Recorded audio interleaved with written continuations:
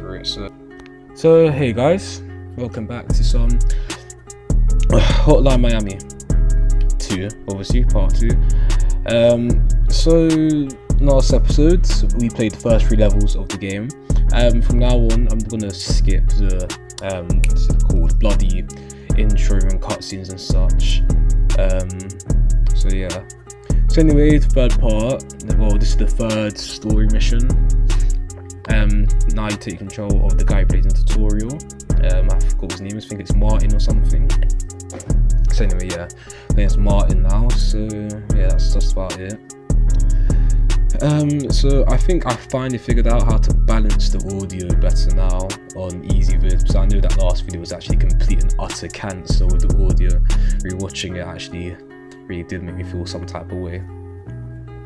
So anyway, just read the scripts there, talk to the police, I get taken away. So on this, for the rest of the series I'm probably gonna skip the entire text because it just makes the video unnecessarily long because there's a lot of text in this game. So you start off in the mission by breaking this guy's neck, knocking this guy down with a door, stamping his head out. So this level on the rank in this guy, I'll say this level is pretty difficult. Out of 7 rating, I would give it a 4 or 5. The main reason why this level is quite difficult is because the way how close everything is, given the amount of guards with guns there, right? Especially shotguns out of the way. If the shotgun is facing you, basically, oh, you're gonna be dead before you even can do anything about it. So here I get a nice 5 times combo, pretty decent. But I do end up dying sadly right at the end. Or do I not? I don't know, because I did have to end off recording this again because I did so bad the first month's level. I died like 15 times, but you know, it's all good in the end, you know, because it's all a learning process again for me, because I mean, this is the first time playing this game for in a while. So let's give a bit of backstory to this level. So the pig mask, this guy Martin, he's filming a film, obviously, based off the main protagonist of the first game, Jacket. So obviously, he has, it's never really established in the game whether he actually believes he's killing people and he enjoys it, or if it's all just acting. Because in the cutscene, if I didn't skip it before, it would have shown that he has quite a skewed view on reality. So yeah, skewed view in reality. He believes that well, he says about he's killing people and he thinks it's a dream. Now that's very funny, a bit of lore here, because I know everyone likes that the nice bit of lore, you know, lore. So it ties back to the first game, obviously, because in the first game, for 3/4 of the game, Jacket, the main character, is in the state of a coma, just reliving everything that's happened up until the point, and he's already in the hospital being detained by police. And stuff about it being a dream is very a very reoccurring theme in the Hotline Miami, because Hotline Miami, the first game, there are 2 separate endings to it. There's the Jacket ending and there's the biker ending, and it takes place in 2 different alternate realities. Because one alternate reality, the second or third boss fight of the game, the biker dude, he actually doesn't die, or he does die. No one actually knows, because no one knows what the real sequence of events were. So anyway, this is the end of the level. If you can't tell, I actually this character just actually genuinely just died there. That was a real gun. I mean, it would make a lot more sense if I could record the game order, but you know, it doesn't want to record with what's it called, bloody OBS. So anyway, that's the end of the level. I got a pretty bad ranking on this, and ain't gonna lie. Yeah, I don't know, okay, that's a alright ranking. It's the next level I got a really bad ranking on. So anyway, we get to the second act finally. Second out of the 7 acts. this is where the game starts to slightly pick up in difficulty and such. So now we're gonna take place as being the rider, not the rider, the writer. So obviously we're here in Jacket, the first main character, the character from the first game. The main character is Courtroom, because at the end of the game he does indeed end up getting captured by the police and sentenced to some time in jail. So anyway, here's me being a spastic and trying to get into the phone. I don't know what they're called in America actually, because I'm not really phone box, is it? I suppose that's called a phone box. Anyway, he talks to Manny Pardo. Yeah, it's the Manny Pardo, the character in the last part that I played, is a bit of the psychopath police officer. And I don't know if this is on my side of the recording or it's going to be like this one I did. There was a bit of lag here, so I do apologise for that. So anyway, this character's mechanic is really, it makes me feel some type of way. This character's mechanic is all about actually not killing people, despite what I did there. This character doesn't actually kill people, he only knocks them out and disarms them. So you can only use non-lethal weapons. That means you can use weapons with blunt edges and no guns whatsoever, or you can and your fists. However, you can kill enemies only if you knock them down though. And if you have to knock them down, and when you kill them you have to go through a delay of about 2 seconds to press them again till you punch their head in. So you can punch their head in several times as long as you want, really, until the blood starts coming out. But you know, it's pretty fun to take your anger out. But the really bad thing about this character is that the way this game works is that if you do end up killing 2 people with him and entering rage mode, you will be able to use guns and sharp objects and kill people. However, your total score will be halved. So anyway, this level is pretty difficult as well, I suppose, because there's these 2 dickheads with guns and such in it. So I had to really avoid them, because one of them has a double barrel shotgun which has the quickest fire speed. No, that's not double barrel, that's thing. No, this is the one, the double barrel has the quickest fire speed in the game. It only has 2 shells in it, but it's pretty quick, so like it's almost impossible to just, once they've seen you, it's basically GG for you. So yeah, I didn't really enter rage mode in this video, even though I still did get like a really good score on this level. If I did go rage mode, I probably would have gotten a higher score, so I'd be able to do a lot quicker. Anyway, this character though, apart from that one major setback he has to his playstyle, he actually is the only character that can achieve that can hold a combo almost throughout the entire level. Because if you look closely, you can see every time I pick up a gun, instead of using it, I actually unload it, and that keeps my combo going. It doesn't bring up my combo at all, just lets it keep going. So anyway, this second floor is pretty much really easy. You just have to get to the main guy, what's his name, Piotr, Marco or something. Again, if I didn't skip the cutscene, you would know his name, but you know, we don't fuck with law here. So anyway, I get here. Damn it, I just swore, didn't I? Oh, there goes my monetization. Anyway, yeah, I've finished the level now.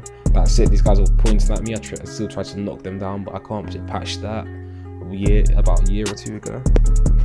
So that's the second level of the day. That guy is dead out there. I mean, surprised I didn't find it yet.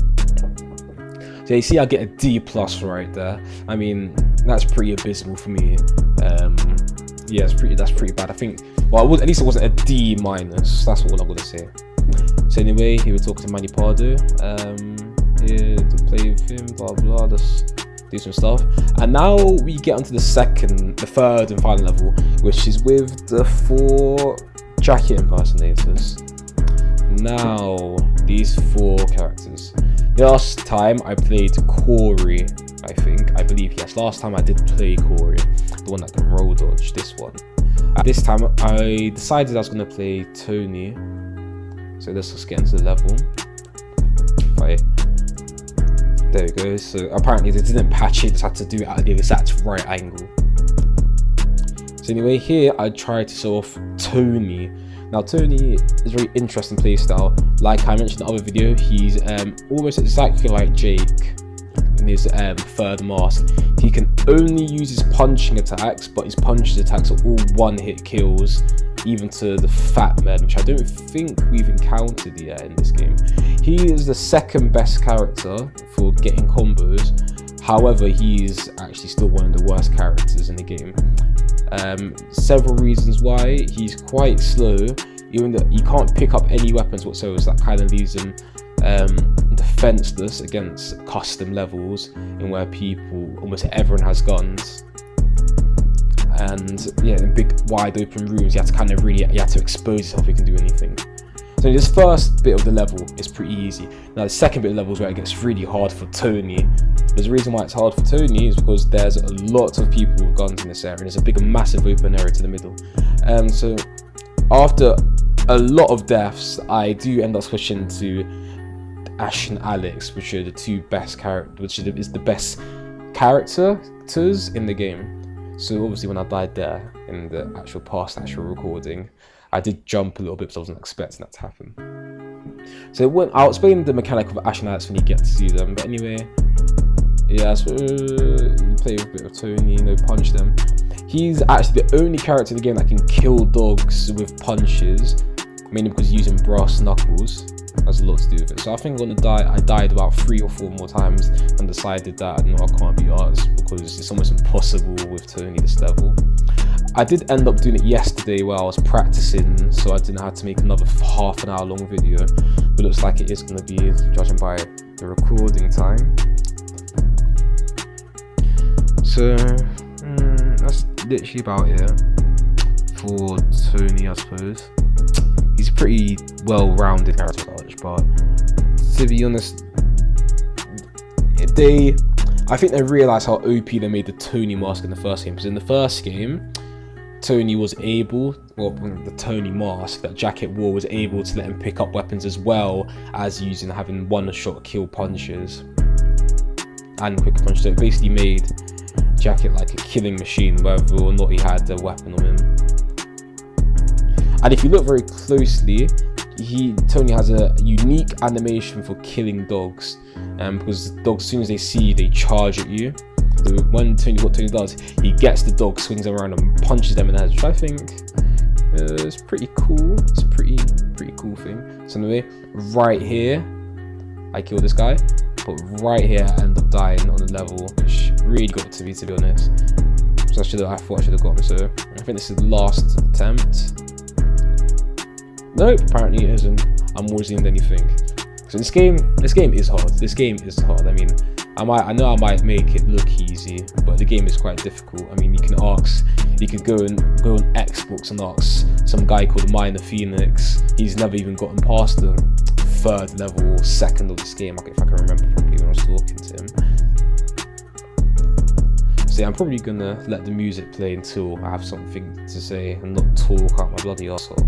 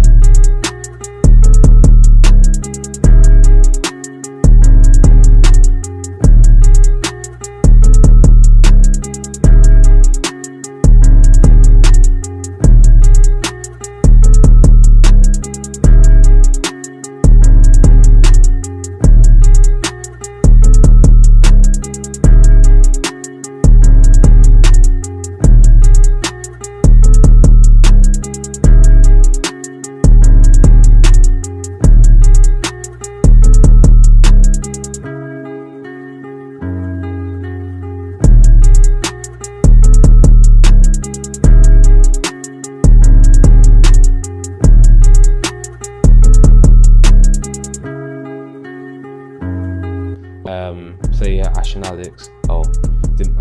This is why I give in to play Ash and Alex, because, well, Tony isn't really the best suit for this level. So as you can see, Ash and Alex are not a single character, but 2 different characters. Well, not 2 different, they're a single entity, a game entity that moves as one. So basically, you got Ash in the front, Alex in the front with the chainsaw, and Alex in the back with a gun. Now, what makes them so disgustingly OP is that the fact it combines the power of having a gun and a melee weapon in front of you at the same time. So you can use the gun to deal with enemies that are far away that have guns, and you can use the chainsaw to thus deal with enemies to get up close and personal. And the fun thing is, this chainsaw, the one bad mechanic about it is that Alex, as you can see, not Alex, Ash. So basically Alex is the one with the chainsaw, Ash is the one with the guns, that's what he's behind. Anyway, you can see sometimes Ash will actually get stuck in the environment sometimes, but the character you are actually controlling is not Ash, it's Alex, the one in the front with the chainsaw. So you have to walk perfectly around some obstacles unless you want unless you don't want to get stuck. So anyway, I think so Ash and Alex are my favourite characters in this game. Why? Because of the gory executions that Alex has for knocks down enemies, and not generally all her attacks, because she saws enemies in half. I mean, she pins them down to the ground with a chainsaw and bloody eviscerates their organs, which I think is just really cool. And then Alex behind this makes it even more OP, because while you're doing the execution on someone, it basically, you have an equivalent of invincibility frames, because Ash will always be behind you, providing you with support with a gun that you have equipped. So anyway, that's about it for these characters. I mean, in terms of everything else, they really have not got anything special. They're the least special characters out of everyone, but the most special if you understand. So anyway, I finish up this level here, and I'll let you guys have the sneak peek of the next level, what it's going to look like. So anyway, obviously you can't kill this girl here. Anyway, the backstory to this level is that they got an anonymous tip from one of their friends and shit or whatever. I swore again, definitely not getting monetized now. Yeah, got a message from their friends, because obviously these guys are not teenagers, but they are adults. Anyway, and they decided to take the ball to their own hands. Anyway, that's some more stuff I can talk about in the next video, and look at that, a grade B+. So anyway, here you get not a sneak peek of the next level. This is just the outro to the level. So anyway, guys, I hope you enjoyed the video. If you did, leave a like or dislike, comment on what I should do, whatever. And thanks for watching, and I'll see you guys in the next video.